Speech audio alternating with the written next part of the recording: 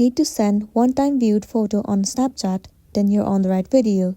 Today I'll be showing you the step-by-step process on how you can easily send one-time view photo. First thing first, head over to your application Snapchat. Make sure you are logged in into your specific account. Once logged in, now try taking one of the photo or the video that you want to send one-time view. Once you've taken the picture, now all you gotta do is click on this icon at the bottom of the screen. From here you can select the time range. If you want them to view the photo only once, then you can set the seconds to 1 second or more. Let me set it to 1 second for now. After that, tap on Send To at the bottom of the screen. From here, send to any of the person you want to. After that, that person will only be able to view the photo for once. So that's the end of the video. If this video really helped you, give it a like and check out our next tutorial. Thank you.